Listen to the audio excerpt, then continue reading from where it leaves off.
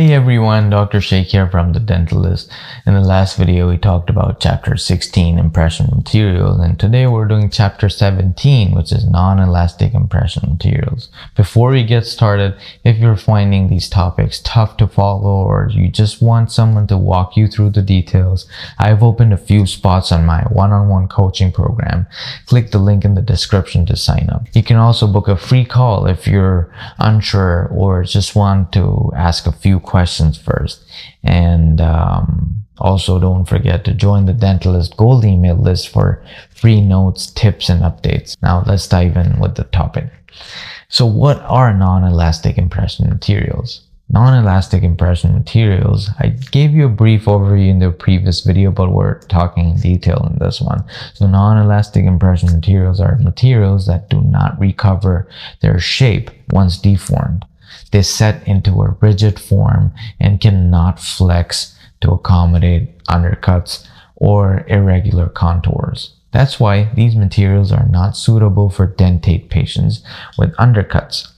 But they're useful in edentulous cases where anatomical features are smoother. Non-elastic materials were among the earliest types used in dentistry and include impression compound, zinc oxide-eugenol, and impression plaster or impression waxes as well. Let's go through each of them in detail. So impression compound first. To define it, it's a thermoplastic material that softens on heating and hardens on cooling. It undergoes a physical change only, and there's no chemical reaction. The composition is natural or synthetic resins, thermoplastic matrix, and then it also has wax to reduce softening temperature, and then it has talc or other fillers as well for strength and rigidity. There's stearic acid as well for the purpose of lubricant. There are types as per ADA specification. There's type 1 low fusing compound used as primary impression material, and then there's type 2, which is high fusing compound that's used for tray preparation. The properties include thermoplasticity, that is softens with heat, hardens with cooling, and then it's rigid when set. Cannot be used in undercut areas. It has poor surface detail reproduction compared to modern materials. It is highly viscous, applies pressure to the tissue, so it's mucocompressive. Clinical use would include primary impressions for edentulous ridges, border molding of custom trays, functional impressions when relining dentures. Tips for manipulating this material is that it is conditioned in water bath at 55 to 60 degrees, and it should be kneaded to uniform consistency. It must be inserted quickly before cooling begins. The other type is zinc oxide-Eugenol impression paste. To define it, it is basically a rigid setting material formed by the chemical reaction between zinc oxide and eugenol. It is irreversible and non-elastic as well. It is composed of base paste as zinc oxide, and then there are some vegetable or mineral oils. Then there is catalyst paste containing eugenol and fillers and some resinous balsams. Setting reaction includes an acid-base reaction composed of zinc oxide as base and eugenol as acid, and then it forms zinc eugenolate as a set mass.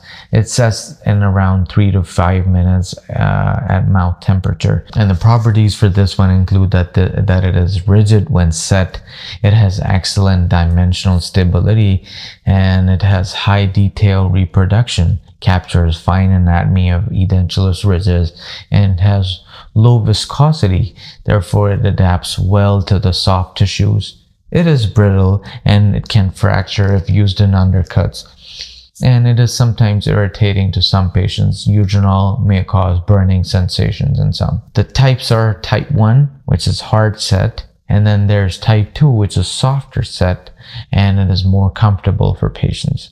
Clinical use include final impression for edentulous ridges using custom trays, and it is a mucostatic type of impression material, so it doesn't compress the tissues and records the tissues at rest. Manipulation tips would include that we take equal lengths of both pastes, and both pastes are mixed until uniform. They're applied to custom tray with spacer removed, and then we need to avoid undercuts. It is basically used only in smooth and atmical areas. The third type of non-elastic impression material would be impression plaster. It is defined as a modified form of gypsum, basically used historically as a final impression material for edentulous arches, now largely replaced by zinc oxide-Eugenol and elastomers, hardly used. So composition would be calcium sulfate hemihydrate, plaster of Paris, and it also contains modifiers to reduce setting expansion, retarders to slow down the setting. The properties include rigid and brittle when set. It is accurate but prone to breakage during removal. Exothermic setting reaction can cause tissue discomfort, and then it requires separating medium when poured with dental stone. Clinical use is hardly done anymore. It's rare today. Historically, it was used for edentulous impressions and occasionally used in maxillofacial prosthetics. The fourth type is impression waxes. Waxes are used to record bite registrations or border molding, but not used as primary impression materials due to poor stability. The types would include occlusal registration wax or utility wax for tray extension. The properties are highly thermoplastic, like it softens with minimal heat.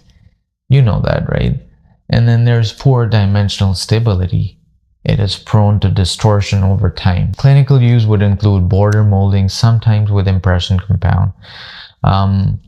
Bite registration is a major use, and then spacer wax and custom trays. Here's a comparison table to understand each and everything that we talked about just now, so that you could have a quick overview of everything.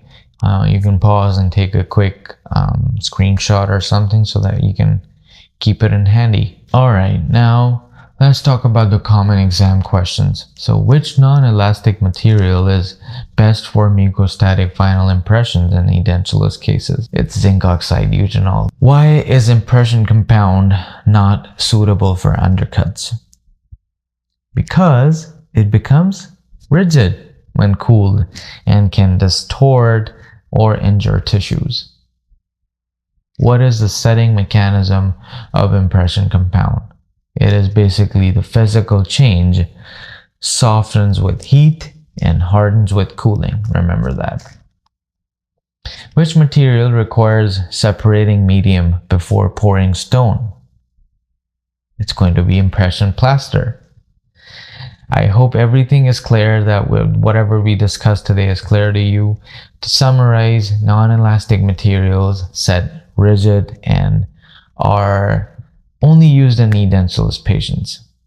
Impression compound is thermoplastic and mucocompressive. Zinc oxide-Eugenol is chemically setting, accurate, and mucostatic. Impression plaster is rarely used today due to brittleness, and then waxes are auxiliary materials used for registration and tray extensions. If you want this kind of clarity for every topic, join my one-on-one coaching program where we cover all chapters with explanations, exam tips, and weekly live calls.